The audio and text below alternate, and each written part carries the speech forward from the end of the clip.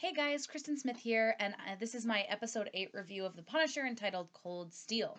So, this is, I think, the first review that I won't be talking about Frank's part last because he just really isn't the main character of this episode, which is crazy because I know the show is called Punisher, but there's a lot of smaller characters and there's a lot of secondary characters, and this episode definitely develops a lot of those secondary characters. It gives us a lot of really cool backstory and insight into some of these people, and it's good that it's coming so close to the end. I mean, we're in the final stretch here, and so you have to know that the next few episodes are just going to be a mad dash to the finish. And so having some character development for your main villains and some of your side characters, I think at this point is really important so that we care more about the outcome of the show. So this episode starts out with Frank and Micro, but they don't start the episode right where I thought they would based on the last episode.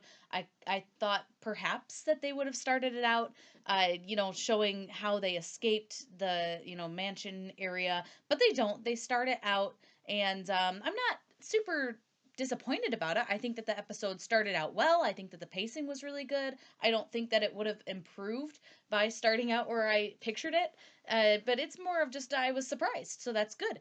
I like being surprised. So what we do see is, Frank goes over and is talking with David's wife, and we see them. Well, we see her start to get a little too close to him.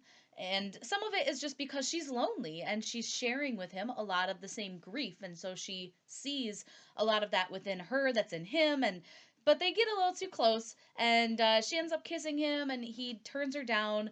But David's watching the whole thing, and it's super weird. And this could have easily been one of those times where they just go with the easy trope where this impacts Micro and Frank's relationship so much that they cannot work together anymore. But they don't go that way. There's a little bit of it first, but David gets over it very quickly. He understands what was happening. He doesn't hold it against Frank. He knows that it wasn't Frank's fault and that this was all driven from the fact that his wife is so alone, and she feels like the only thing she can do now is raise these kids who are both just going crazy in their own way. um, Speaking of kids going crazy, we do see that the mother asks Frank for help dealing with, David's son. And, David's son has started to act out in ways that aren't so great, but we learn that he's not the bully in these situations. He's just scared, and he's trying to do things to protect himself from the people he thinks are going to come after them, and he's trying to defend himself. And it's not in the best way, obviously. I mean, he's doing things that he really shouldn't be, but he's acting out of fear. And once he knows that that fear, he doesn't have to be feeling that, or that it's okay to feel that, he starts to rationalize things and think things through. And you get a cool scene between Frank and the son kind of playing football and working out some things.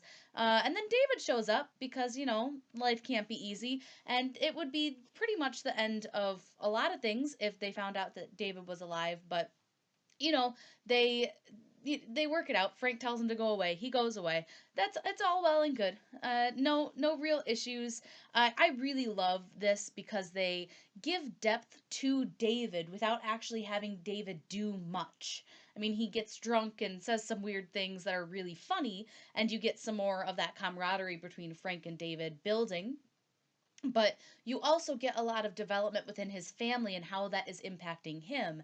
And that'll hopefully come into play with the remainder of the episodes. But you also get to see Frank and how he deals with this kid and this daughter as well. And you get to realize what kind of father he would have been if he was still, able to do that with his own children. And it's just really cool to see. I think that they do a good job developing these main characters through the secondary characters. So you don't always have to be the main characters doing or saying things. Sometimes it's the way that they interact with someone else, or the way that that person interacts with the world, that kind of shows you about the main character, who they are and how they believe. We also are really given some really much needed backstory to Russo. Now, this is what I would consider the main part of this episode is just Russo and Madani. So the backstory with Russo is we see him interacting with his mother, who we, see that she's in an asylum. She's in a or an assisted living facility. I'm assuming an asylum, which is fine. I mean, some people need asylums. This is a weird tangent. But she's living in an asylum, and at first we think that he's there to care for her, and that he's gonna turn into a little bit more of a sympathetic character. But then we realize that he very much resents his mother. He has this weird relationship with her where he wants to care for her, but at the same time, whatever she did to him in the past is holding him back from having that connection. And he very much wants her to be treated well, but at the same time wants her to suffer. And it's a very strange relationship, but it definitely fleshes out this character where he's very much at war with himself. Wanting to care for people, but also resenting what they've done to him. And I think that this is going to play out with Frank. Obviously, we know at this point that Russo is against Frank. We obviously know that he resents Frank for trying to take down everything that Russo thinks he's built at this point. And now it's not Frank's goal to ruin Russo's life, but that's how he sees it. And he obviously resents it. And he's at war with himself because he does consider Frank a brother. But at the same time, he's driven by so much things and so many desires. And so these two things are clashing. And I think you can see it very clearly here that this is just part of him and it's part of who he is and it's part of his personality. I think it's really great the way they do this. It's very natural, just really cool. And it definitely sets him up to be more sympathetic, but also completely just crushes any sympathy you have for him at all. Next, we see Madani. So they're setting up this raids deal. A raids deal, a deal that they will raid. It's a gun arms dealer. This is weird. I said this really weird. You'll have to live with it. But so she's trying to trick whoever it was that killed Gunner and tried to kill Frank into coming out in the open by pretending that this arms deal is going to be between Frank and someone else and that she's raiding it to try and get to Frank. Now, this is a great opportunity for, say, Russo to get Frank. Now, that's what she's counting on, although she doesn't know it's Russo. But she goes through this whole thing. They set all this up, they set the trap. Russo comes in with a ton of guys, and I don't think they were expecting that much people or that many people.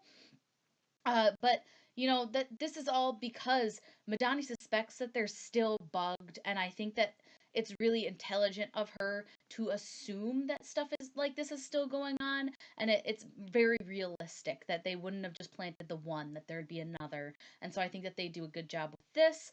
They also set this up well by using what Russo knows of the world and of her training to really set her character as someone who can think ahead and plan ahead.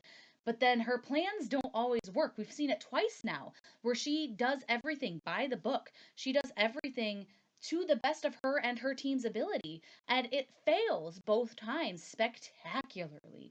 I mean, you basically have Anvil just stomp all over Madani's men. A lot of people get killed. Not to say that Anvil doesn't have people who get lost either, but we see at one point, Madani's partner Sam is actually killed by Russo, and this scene is just tragic. I felt so bad because I just started liking him as a character. I thought that they did a good job keeping him to the side, and then they pulled him into the main storyline a little bit more. They got him more involved, and then they killed him. Like, "Arr!" Okay, so that aside, this was a great scene between Madani and Sam. Obviously, he was trying to tell Madani who killed him. He couldn't get the words out, and he died in her arms. And at the very last scene, what we see is Russo cleaning Madani, who's obviously very shaken. And in my mind, this is like the devil who is trying to make you think that he cares about you after he just ruined your life.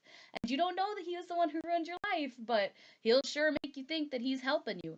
And so this is like really cool imagery, just to show like how this relationship is heading. He's doing these things to her so that he can come in and fix them later. Like, it is really cool imagery. I love this. I think it's just brilliant. Overall, this episode, I thought, just really, really well done developing these side characters. I know for a fact that we are going to get more of Madani. She's going to play a big part in the remainder of this season. She really has to at this point. And Russo is just, he is one of the biggest villains from the Punisher franchise. So there is no way that he's not going to play a big role in this series. Obviously, we're waiting to see the return of Rollins. We're waiting to see the return of some of these other characters. But in this episode, I think they do a fantastic job. Really good ideas, really good writing. I think they're doing still fantastic. There's only 4 episodes left after this, and I mean, at this point, some of the other Marvel shows have already started to peter out, where the first half was really great, and then the last half kind of dwindled down, and it feels like this has paced itself so well, and there's not two competing storylines. It's one continuous story. It works so well together. I am so excited that this show was made and made the way it was.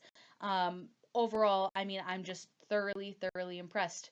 So, what did you think about this episode? Why don't you let me know in the comments? You can find the playlist with all the other reviews for The Punisher right on over there. You can also find my channel subscription icon over here, and you can check this channel out for more movie reviews and reactions. Thanks for watching, guys. I'll see you in the next video.